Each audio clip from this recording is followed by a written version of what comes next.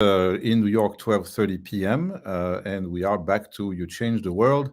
It's been a few weeks. I have been away, and I'm sorry for about that, but I apologize. There is some replay that you could see since I was live with you, and I just wanted to welcome back everybody who are attending on LinkedIn Live, on YouTube Live, on Facebook Live, on Instagram, and some other channels as well as podcasts. So Spotify especially. Thank you for all of you. Now this is also recording, so you can find this here in my profile on LinkedIn and all the other, YouTube especially channel. And please subscribe to the YouTube channel, as I always ask.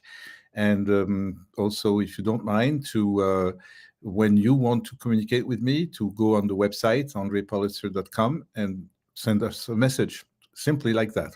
And we'll be responding. So today is something I really wanted to also address many times, because it's coming back not only in the sessions that I have in coaching, but it's coming back also in lives of all the people that I deal with, or I meet, or I talk to. And this is about your presence. It's about how you bring yourself to a situation. And situations are sometimes extremely challenging.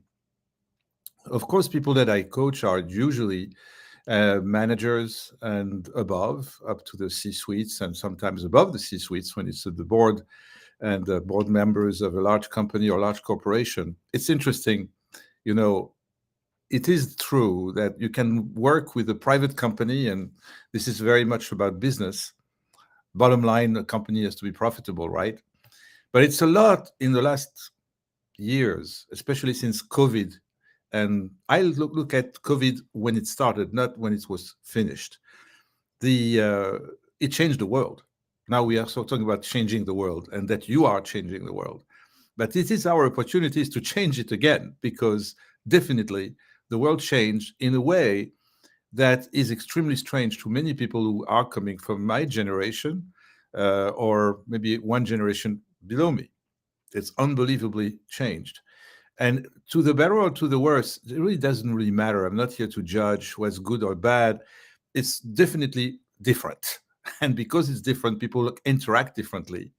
And in the corporate world, which is a community, nothing else but a community, when you still are in an office setting, which is not very for many of you, because you became most of you virtual, but now the hybrid comes back, and you have to come back to the office 1 or 2 days a week, for some every day of the week.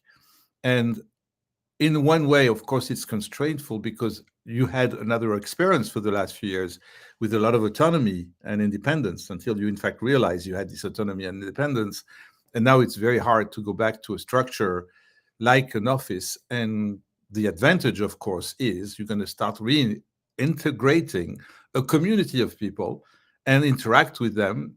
And this is why today's program here on You Change the World with me, in fact, as your coach and as your host, is an important program. It's an important topic, because we need to not only gain awareness if we don't have it enough, but we have to definitely be conscientious, about how we present ourselves, how we are in fact interacting, and if we are caring about the perception that we create when we are somewhere in a room with other people or with one person. If it's really important to you, or if you realize that it's important, that you really start thinking about it, then your presence has relevance. And your presence has relevance for multiple reasons. Number one, we are all individual people. That means we are all world by ourselves. It's really very true that each person is so different. We try to categorize this is in fact what I find extremely annoying. When you fill out a form, right? And they ask you all kind of questions. And they even ask your race and where you're coming from. This is very new. This is something that I never knew to this extent before. And that's in the American society more than anywhere else. And this is really very very strange feeling when I have to fill out those questions. It makes me very uncomfortable. So what do I try to say? I'm trying to talk about categorization of people. when in fact it's impossible to do that. Why do I bring that? It's because when we are in a situation, whichever that is, and we bring ourselves as a presence to that situation and we want to bring value, right? The value of our presence, we're worth something. We are coming into a room with other people or with one person, that space, even virtually, in a Zoom room or in a Teams room or any kind of other videos streaming or video platform that we are in fact using, we're very visible. And once you're visible, you have an opportunity to create a perception about you. Now, this is your brand, your personal brand. And we talk about this a lot in coaching. And when you gain awareness that it's important for you to build a brand, well, then your presence comes along and plays that brand out there under the spotlight. And it is really what I wanted to talk about today. It's an important factor because not only it gives you an influence and an opportunity to play that influence, but it's also something that by gaining awareness about it, you start to be more intentional. And we talked about it before, but I'm bringing it back all the time. Makes you more intentional about the way you want people to experience your presence. The way people or one person is going to experience your presence is all that it is about, what we're going to talk about today. And when you are intentional about this perception you want to get, then you very have a high chance to exactly get what you want. Hear me? If you are intentional about the perception that you want people to have about you in some certain situation, even specific situations, can you understand it? And do you relate to what I say? Does it resonate with you when I say, well, if I'm thinking ahead of time about how that person is going to see me and how that person is going to not judge me, but experience me in this conversation or in this, whatever it is going to be, in this room that's going to happen, if I'm more intentional about it, there's a very high chance that your intention will be met and that you will really have your dream come true if this is a dream. But this is changing the whole paradigm of relationships. If you do that, you gain an incredible amount of confidence about what's going to happen. Now, of course, you need to bring yourself a certain way. And for that, you need to settle with yourself a few things. If you're not settled, there is a huge amount of balance that you need to bring yourself out there. Now, remember, I started this conversation about COVID, and COVID was not a big help about this very situation that you became alone, for those who are living alone, isolated, literally, and even for those who are not alone. This brought you back home with everything that it entails, good and bad, and your place of work became your bedroom, your office at the house, whatever. And some people, and most of the people, do not have large spaces. And I coach people during COVID that were very desperately trying to make a living with kids around them because they couldn't go to school. Husbands, in the next room doing the same thing. For wives that I was coaching, because I'm thinking more of the wives than the husbands right now in my mind, just because it was probably more female than males.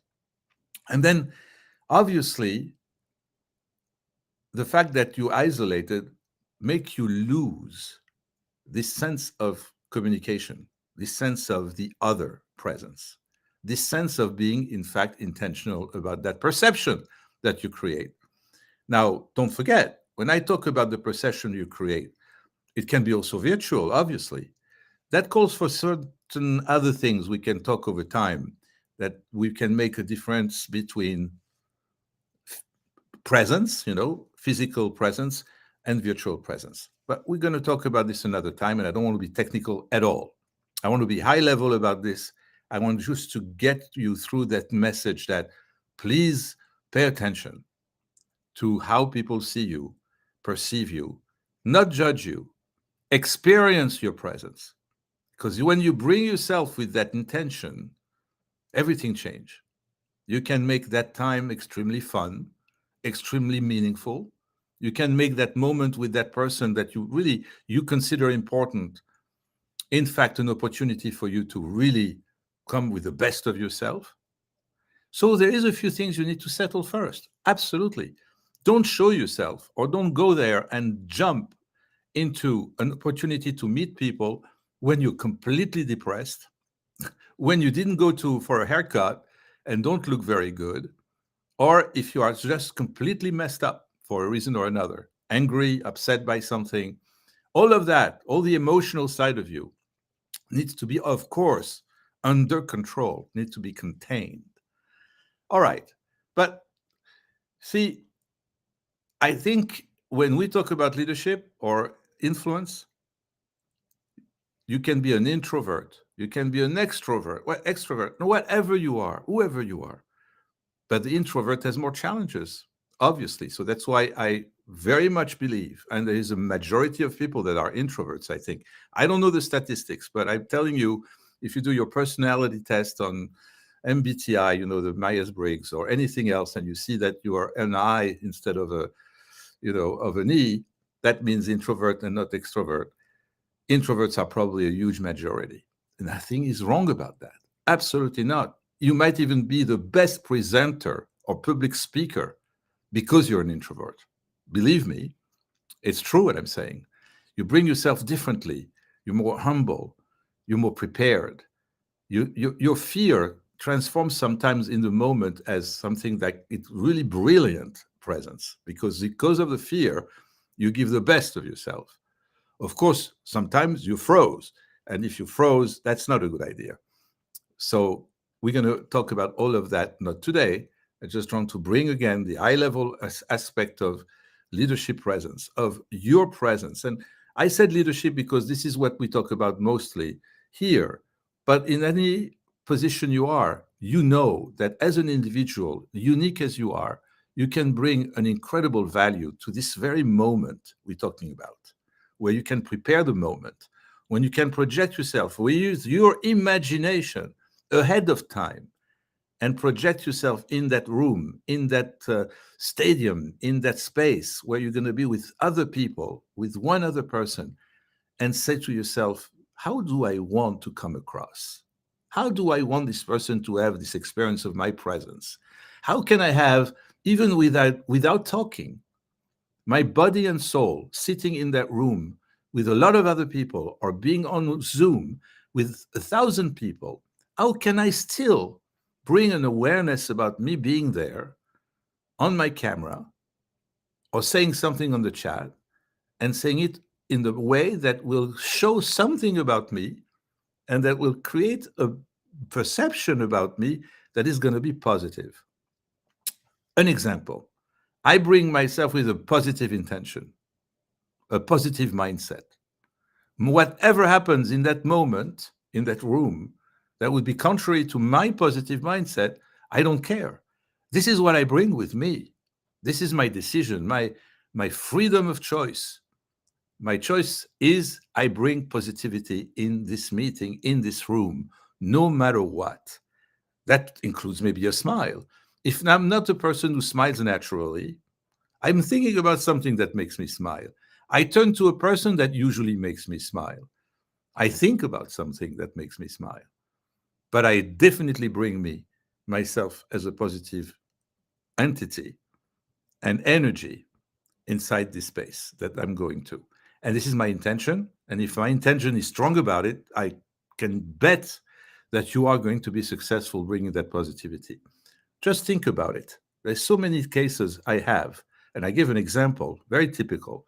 Someone is promoted among a team from the peers, right? That person has peers and becomes the leader of his peers or her peers. That happens. But when that happens, very often, and more often than not, one person of the team wanted the position too. So that creates some jealousy. Potentially, that person, in fact, doesn't swallow this very well. And the decision has been made. It does not have to do with the person who became the leader and was promoted. That person has nothing to do with the decision that was made. That person became the leader, period. This is a decision that's been made. We announce it to the whole team, and comes Monday, and this person becomes the manager for everyone else. And is really scared, doesn't really sometimes very, didn't want that to happen, but understand why it happened. That person has more qualifications, has more charisma, more leadership, is an engaging person. Whatever the reason is, that person was promoted to the position of leading the peers. And now it's not more about being a peer, but it's being about the boss of that very team. And someone wanted the job. Well, that someone who wanted the job will probably be toxic for a while, if not for a long time. But there is a lot of situations I'm coaching where that person is toxic, comes and try to influence the other members of the team, and the leader brings this to my coaching session, to our success coaching session, in a very desperate way. It's usually very, very difficult. The situations are challenging to the most challenge you can imagine. The person who is toxic is going to, gossip, try to disengage people, try to reject projects, be resistant to change, all kind of things that will really be on the shoulder of that new manager. And it's not the manager's fault, but this is what happens. What do you do with that? Well, just a very shortcut. I'm not saying there is a recipe. I'm not saying there is a key.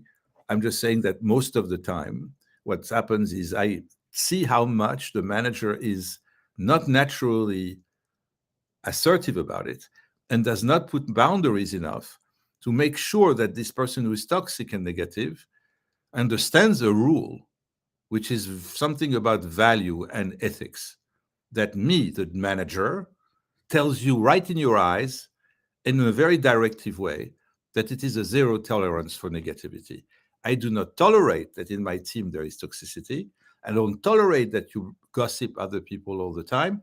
And I don't tolerate that you are sharing your resistance and your objections to the negativity level, subjectivity level that you have, because you're so biased and influenced by your jealousy or whatever this is that you are feeling. I'm not sure we should say it that way exactly, but definitely to set the rule, to set the boundary, to set the tone, put the line in the sand very, very clearly. My dear friend, I'm not tolerating it. So the next time you do this again and you bring this negativity, you're out of this room. I'm not tolerating you in the meetings. I don't want you to interact with the team members, and I isolate you. And you're just going to try to think about this twice, because it's not good for us. Your peers don't like it. I don't like it. Nobody likes it. It's negative. It's toxic. We don't want it. Now, it's very pretty systematic what I'm saying, very categorical, but I'm thinking that if you don't say it clearly this way, that doesn't gonna it's not going to work. As we are on this, we have another few minutes. Please do not hesitate to chat here and make any comments or questions here. I cannot reply directly from the chat, but I certainly can while I'm talking with you. And after the show, we can also, of course, exchange and interact. Okay, so that's number one. Number two, I want to make a citation, because I like to always quote someone, and that's Sonia Friedman, who is a clinical psychologist, who said that the way you treat yourself sets the standards for others. And this is why I was saying earlier that before you bring yourself to a situation, and you are going to be aware and conscientious about the perception that people have about you, you need to be settled with yourself. And of course, it touches things that are very much deeper and much more challenging than we think. If it is self-esteem, if it is self-confidence, if it is anything about like having the imposter syndrome, those kind of things, you need to work on that. And you can do this with your psychologist, but you can do this also to the extent of coaching with your coach.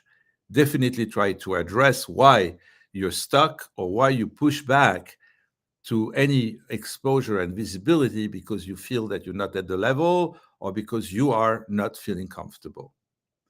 Don't forget one thing, and I think that's one of the best definition I can give about coaching, is that a coach is supposed to bring you out of your comfort zone. When you know this is out of your comfort zone, a coach is an ideal partner to, and to start the journey of getting out of your comfort zone, getting used to that space where you're not so comfortable by nature or by habit. You just are convinced that you're not bringing yourself the right way or that you're not deserving it. Whatever this issue is, it can be in your mind and can be one of your own fabrication. So we need to get out of that, obviously, and especially for the purpose of this business reason that could be, for example, a public speaking assignment or just to present something to a team. Let's say you're a technical person, you're very detailed, you're always in the weeds, but in a way, this time you need to present something to people who are not at all technical. Let's say a sales team, and you're a product manager or you're an engineer, and you need to talk about something about the product to a sales team. Because if they know what you need to present, they'll sell the product better. They will know something about the technical source or resource that they need to sell the product. So you're the one who needs to speak about it, but you are the typical engineer, very introvert, very technical, passionate about technical things and details and mathematical formulas and codes and things and that the salespeople do not want to hear about. They want to hear about, the user experience. They want want to hear about features, about what you are developing and will develop in the future. This is much more high level. This is much more communicative. This is much more about a story. So when it's a story, the engineers start to tell stories. Well, hopefully, if he's a father or she is a mother, they know how to tell stories to their kids. They know how to say it. We all know how to say stories. So then the coach is going to start bringing you to areas where you will recognize you have resources yourself, you have talents, you have something in your core personality that you need to bring out there in that space where you're going to really work on it, practice it, and become comfortable with it. But it's not that simple. Again, the degree of lack of self-esteem, the degree of introversion, the degree of all kind of blockages that people can be a high degree, can be a profound degree of blockage. And nevertheless, I can see it every day. It's not a miracle. It's that the person that I'm coaching is determined to change the paradigm, is determined to bring self-esteem to the room, to the space, to that moment, to this person that person is managing. People are expecting their manager, their leaders, to lead by model, to lead by example, to lead with inspiration and passion. Passion is not necessarily a love affair. Passion here is to be interested in what you do and share this with someone else. You know what? I also said always that communication is a gift. It's something that you give out. Communication is, I bring a message to a recipient, someone who's going to receive this message. I'm the giver here. I'm the giver. Now, let's say you're not really by nature a very big giver, right? You're much of a taker, maybe, even more of a taker. Whatever. There's always a give and take, right? There's always a giver and a taker. It's never wrong to take something from someone. I can take a compliment from someone. I can take anything, a loan from someone and reimburse. And thanks to the loan, I can buy and purchase a property or a field somewhere. This is why I'm saying taking is not bad. But here it's giving. Communicating is giving. You become a giver. So what I'm trying to invite you to do is give the best of yourself. Okay? I think I'm pretty clear. So I hope so. There is about 6 minutes left, and I want to make sure that we understand the challenges together in this little moment we spend here. And starting the week after next, I'll have a guest coming back and share their own stories so that you can hear people coming from really very far in their introversion, in their blockages, and something in their lives or someone inspired them to make a change. And that change transformed everything. They started to touch to their real core talents and core resources, that unique part of each human being that allows each human being to have an incredible impact on someone else. An impact on someone else means you can change someone's life. To this extent, you can change someone's life. Thanks to you, the life of someone can be transformed and become a real life from depression, from being underground almost. A person can be lifted up completely because you offering that person an opportunity, because you opened your eyes on this person or on an aspect of that person, showing curiosity, caring, being empathetic, and going really with a full compassion as a leader. That person started to really understand you, opened the space for a very trusting relationship. And this allowed you both to communicate and collaborate. All of this becomes like magic. And really, to bring the idea to a real example, I saw people who are accountants or engineers or lawyers writing contracts all day long from their bedroom since COVID, being completely turned into themselves, forgetting completely the outside world. Technology doesn't help. I'm not here to repeat everything you know already, that people are always on their phones and always on their technology, and it can be 24/7.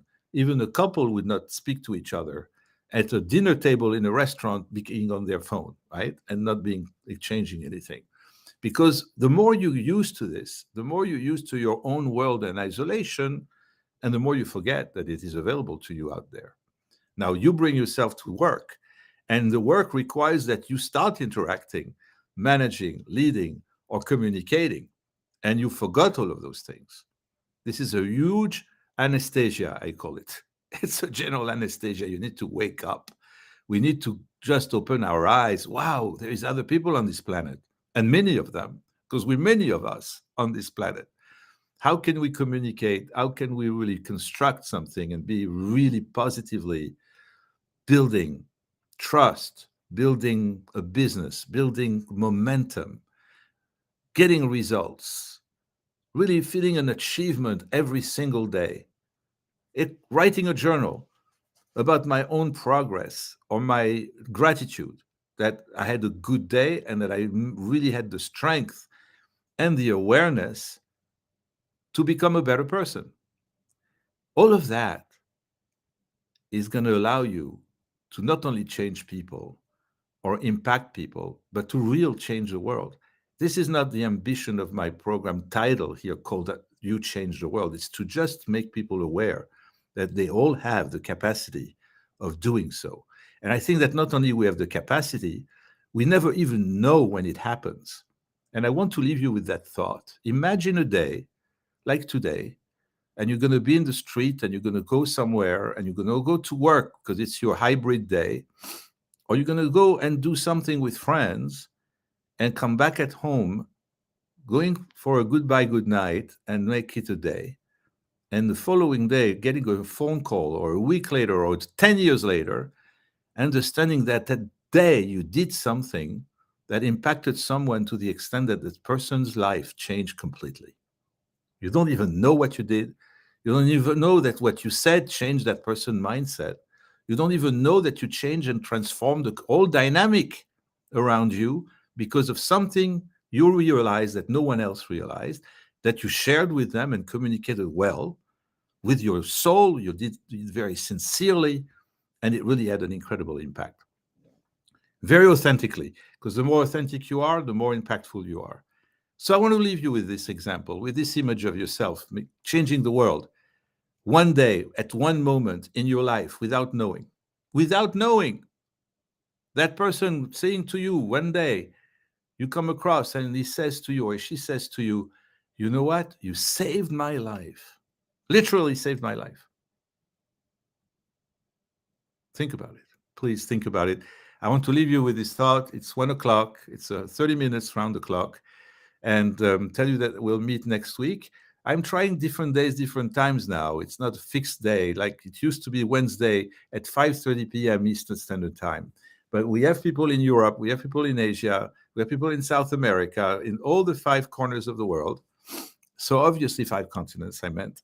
And obviously, because of that, I try to find a time when it's not too late at night or too early in the morning for those who are far away from New York, where I am situated.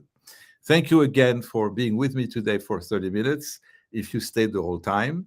And for those who want to, again, communicate with me, please reach out to me in the website, andrepolitzer.com. And see you next week. Thank you for coming today and for joining us. Bye.